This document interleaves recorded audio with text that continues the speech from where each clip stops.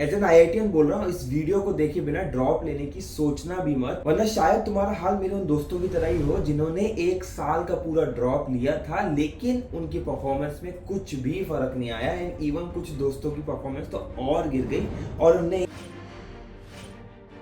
और एंड में एक प्राइवेट कॉलेज से ही कॉम्प्रोमाइज करना पड़ा। बट अगर ये तुम पूरी वीडियो सुनते हो, जो मैं पॉइंटर्स बताने वाला हूँ कि क्या तुम्हें ड्रॉप लेना चाहिए या नहीं लेना चाहिए, अगर ड्रॉप लेना चाहिए तो क्या करना चाहिए ड्रॉप ईयर में कि आईआईटी कंफर्म हो जाए, तो इस वीडियो को जरूर एंड तक देखना। मेरी करेंट बिजनेस पार्टनर खुद एक ड्रॉपर है, उसको 12th के टाइम पे आईआईटी अच्छे से पता भी नहीं था, जेई एग्जाम अच्छे से पता भी नहीं था। उसने एक साल कोचिंग की, एक लोकल कोचिंग करी एंड वो आईआईटी इंदौर तक पहुंची। सो बेसिकली ड्रॉप लेके आईआईटीएन बनने के चांसेस होते हैं, बहुत अच्छे से होते हैं। एंड साथ ही साथ ये बात भी कहीं गलत नहीं है कि बहुत से बच्चे ऐसे हैं जो 12th में इस उम्मीद के साथ ड्रॉप लेते हैं कि उनका अगला साल अच्छा हो जाएगा, बट कुछ भी इंप्रूवमेंट नहीं होता है और जिंदगी का एक साल वेस्ट हो जाता है। तो फैक्टर्स क्या है, मतलब कोई आईआईटीएन बन जा रहा है ड्रॉप लेके जब उसको आइडिया भी नहीं था जेई का। वहीं कोई बच्चा है जो जेई की कोचिंग करता था 11th 12th, उसका सिलेक्शन नहीं हुआ, उसने ड्रॉप लिया फिर भी उसका सिलेक्शन नहीं हुआ। तो रीजंस क्या है? तो सबसे पहले इस बात को समझते हैं कि किसको ड्रॉप लेना चाहिए। Like what are the parameters to consider if you want to drop, if you want to take drop for IIT JEE और एनी अदर एग्जामिनेशन, बट हम जेई सेंटर रहेंगे थोड़ा। देखो, पहला पैरामीटर है कि you have to analyse your past preparation. मतलब कि अभी तक 11th 12th में तुमने जो प्रिपरेशन करी, जिसके लिए तुमने जेई मेन एग्जाम दिया, फिर अभी आगे जाके जेई एडवांस एग्जामिनेशन दोगे, ये प्रिपरेशन को एनालाइज करना है एंड पॉइंटर्स निकालने। कुछ पॉइंटर्स मैं तुम्हें बताऊंगा, एक एक पॉइंटर निकालना है। वो पॉइंटर्स खुद तुम्हें बता देंगे कि क्यों तुम्हें ड्रॉप लेना चाहिए या फिर तुम ड्रॉप लेके कुछ कर पाओगे या नहीं कर पाओगे। सबसे पहला पॉइंटर है कि सिलेबस, कि जो जेई का सिलेबस डिफाइंड है उस सिलेबस में से कितना परसेंट सिलेबस तुमने कवर किया था अपनी पूरी प्रिपरेशन में। एंड जब मैं कवर करने की बात करता हूं तो ये वन शॉट वीडियो नहीं है, ये पूरा सिलेबस अच्छे से डेडिकेटेड डिटेल लेक्चर्स के साथ होना चाहिए, प्रॉब्लम प्रैक्टिस होनी चाहिए, पीवाईक्यू होना चाहिए एंड पूरा टेस्टिंग होना चाहिए। इस तरीके से आपने कितने चैप्टर्स कवर किए थे अपने इस प्रिपरेशन की फेज में, इसको नोट डाउन करोगे। पहला पॉइंट ये। सेकंड पॉइंट, आप एवरेज कितने घंटे पढ़ते थे। मतलब इस प्रिपरेशन के दौरान एवरेज आप 4 घंटे पढ़ते थे, 5 घंटे पढ़ते थे, 6 घंटे पढ़ते थे, 7 8 10 जितने भी घंटे पढ़ते थे, सेकंड कॉलम में ये लिखोगे। वीडियो के साथ साथ लिखना तो वो भी लिख सकते हो, अदरवाइज पूरी वीडियो खत्म करके ये लिखना जरूरी है, क्योंकि इससे ये कंक्लूजन आएगा। लाइफ का साल बहुत इंपॉर्टेंट होता है। एक साल आपकी पूरी जिंदगी का 1.5 से 2% होता है आज की लाइफ एक्सपेक्टेंसी को अगर हम देखें, तो पूरी लाइफ का तो 2% भी जाना बहुत गलत बात है। तो इस बात को बहुत ध्यान से रख के ये चीजों को लिखना। अब थर्ड पॉइंट आएगा, ऑन एन एवरेज बेसिस आपके टेस्ट में कितने मार्क्स आते थे।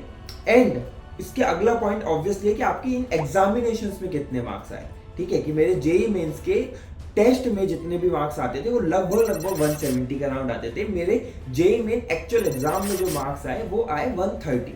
ये आपको नोट करना है। ये 4 पॉइंटर्स हो। फिफ्थ पॉइंटर है, क्या तुम्हारे अंदर वो एनर्जी है, वो पेशेंस है, वो डेडिकेशन है कि तुम एक साल इस रिगोरस प्रिपरेशन को देना चाहते हो या नहीं। मतलब आंख बंद करके सारी चीज को एनालाइज करके, यार मैंने इतनी पढ़ाई करी, मेरा पढ़ाई में इतना मन लगता है, मेरे कुछ दोस्त अब कॉलेज चले जाएंगे, कुछ लोगों की मैं इंस्टाग्राम स्टोरीज देखूंगा कि वो अच्छे अच्छे कॉलेज में मस्तियां कर रहे हैं, फेस्ट एंजॉय कर रहे हैं।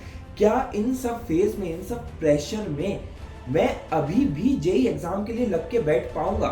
एंड इसका आंसर उस नोटबुक में फिफ्थ पॉइंट के अंदर यस या नो में आना चाहिए, बीच में कुछ भी नहीं होना चाहिए, सिर्फ यस या नो में आना चाहिए। एंड सिक्स्थ पॉइंट है, आपको क्या लगता है, तुम्हें क्या लगता है कि तुम्हारी क्या गलतियां रही थी जिसकी वजह से इस बार तुम्हारा सिलेक्शन नहीं हुआ। वो गलतियों को ABC करके लिख दो, जितना भी है वो सब लिख दो। एंड ये 6 क्वेश्चंस तुम्हें क्लियर बता देंगे कि तुम्हें ड्रॉप लेना है नहीं लेना है। तुम्हें कोई तुम्हारे पेरेंट्स की सुनने की जरूरत नहीं है, किसी आईआईटीएन की, किसी काउंसलर की सुनने की जरूरत नहीं है। ये तुम्हारा काला चिट्ठा खुल चुका है। अब कुछ एग्जांपल्स देता हूं कि कैसे। जैसे फॉर एग्जांपल तुम्हारा सिलेबस 50% ही कंप्लीट था, तुमने जो एवरेज पढ़ाई की है वो 4 घंटे की है, तुम्हारे टेस्ट में 120-130 मार्क्स आते थे, बट जेईई मेन एग्जाम में सिर्फ 100 मार्क्स आए। तुम प्रिपरेशन को करने के लिए विलिंग हो, मतलब फिफ्थ पॉइंट का आंसर तुम्हारा यस है, बिकॉज तुम्हें लगता है कि अभी तक तुमने बहुत कैजुअली प्रिपरेशन की। एंड 6 पॉइंट्स में जो तुमने मिस्टेक्स लिखी हैं, जैसे सिलेबस कंप्लीट ना होना, टाइम कम देना, टेस्ट ना देना, उन सब पे वर्क अपॉन तुम कर सकते हो इस एक साल।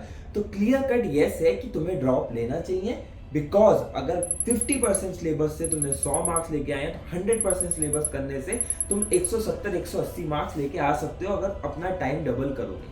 ये हो गया यस का एक सिनेरियो। एक और नो का सिनेरियो भी मैं तुम्हें बताता हूँ कि मान के चलो कि तुमने 2 साल लगातार प्रिपरेशन की, तुम्हें लगता है कि डेडिकेटेडली प्रिपेयर करने के बाद भी तुम्हारा 80% तक सिलेबस कवर था, मतलब 80% सिलेबस के तुमने अच्छे से लेक्चर्स लिए, प्रैक्टिस करी, सब कुछ किया, तुम डेली 8 घंटे पढ़ते थे और average time of studying is also 8 hours. तुम्हारे टेस्ट में 150 के आसपास मार्क्स भी आते थे कंसिस्टेंटली, बट तुम्हारे जेई मेन में सिर्फ 110 या 120 मार्क्स ही आए और तुम्हारे अंदर कोई भी मोटिवेशन है नहीं प्रिपरेशन करने की, या फिर तुम्हारे अंदर मोटिवेशन है बट जो भी तुम रीजंस लिख रहे हो उसमें तुम्हें कोई भी कॉन्क्रीट रीजन ऐसा नहीं मिल रहा जिसमें तुम एक साल के लिए वर्क कर सकते हो ताकि तुम्हारा जो 110-120 मार्क्स आए ये 200 की तरफ चले जाए या 99 परसेंटाइल आए।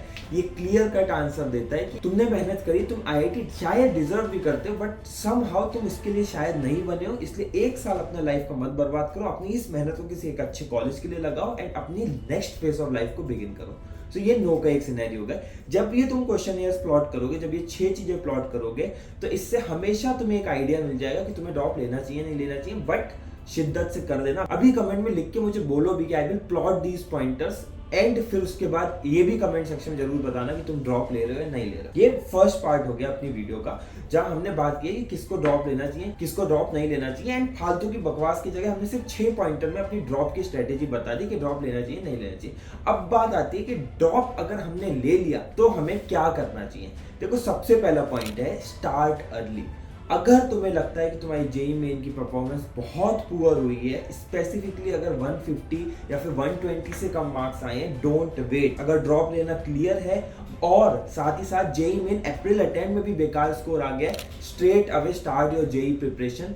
ये मत करना कि जून जुलाई में अपनी प्रिपरेशन स्टार्ट कर रहे हो जब जेई एडवांस और सारे एग्जामिनेशन खत्म हो गए। अगर आज ठान लिया है कि ड्रॉप लेना है, मार्क्स भी कम आए हैं और इंडिकेटर्स यही है कि ड्रॉप लेके चीजें सुधर जाएंगी, स्टार्ट अर्ली। अर्ली स्टार्ट करना बहुत ज्यादा बेनिफिशियल हो जाएगा। बिकॉज एक बात को समझो, अगर तुम जुलाई में प्रिपरेशन को स्टार्ट करते हो, जुलाई, अगस्त, सितंबर, अक्टूबर, नवंबर, दिसंबर, 6 महीने हैं सिर्फ तुम्हारे पास जेई मेन जैन अटेम्प्ट 2026 के लिए। इसमें तो क्या ही होगा, 6 महीने में थोड़ी इतनी सारी अपनी गलतियों को, अपनी इतनी सारी प्रॉब्लम्स को सॉल्व कर पाओगे। अगर तुम अप्रैल, मई, जून ये 3 महीने का और एडवांटेज दोगे तो 3 + 6 9 महीने तुम्हारे पास रहेंगे, तब कुछ कंसिडरेबल चेंज लेके आ सकते हो। स्टार्ट अर्ली बहुत बड़ा एडवांटेज देगा ड्रॉपर्स को।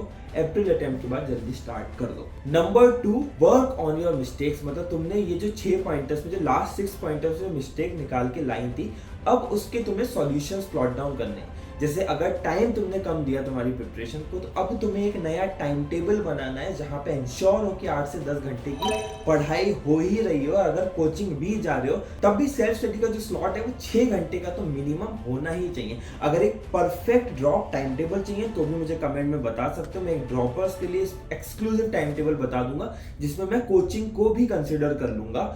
तो ये चीज मुझे कमेंट में बता देना। बट अभी तुम्हें मेक श्योर करना है कि जो जो तुम्हारी मिस्टेक्स है, जैसे टाइम में एक मिस्टेक हो सकती है, दूसरा सिलेबस एक मिस्टेक हो सकती है, तीसरा टेस्ट नहीं दिए एक मिस्टेक हो सकती है, चौथा प्रेशर बहुत लेता हूं वो एक मिस्टेक हो सकती है। इन सब मिस्टेक्स को प्लॉट डाउन करना है, इसका सॉल्यूशंस लिखना है। एक वीडियो मैं बहुत जल्दी इस पे भी बनाने वाला हूं, कॉमन मिस्टेक्स क्या होती है जिनकी वजह से तुम्हें ड्रॉप लेना पड़ता है और ड्रॉप लेने के बाद फिर इन मिस्टेक्स का सॉल्यूशंस क्या है, इस पे भी एक वीडियो जल्दी आएगी। बट आज के टाइम पे तुम्हें ये प्लॉट करना है कि ये गलतियां थी जिसने तुमसे तुम्हारा एक साल छीना, एक आईआईटी का ड्रीम छीना। तो अगर तुम्हें ये गलतियां रिपीट नहीं करोगे, अगर तुम ये गलतियां रिपीट नहीं करोगे तभी चांसेस हैं कि तुम आईआईटी जाओगे। वरना एक साल में मेरे काफी सारे बैचमेट्स थे, जब मेरा 12th के साथ सिलेक्शन हुआ था उन्होंने ड्रॉप लिया बट वो नहीं पहुंचे भाई आईआईटी, बिकॉज उन्होंने फिर वही सेम गलतियां करी।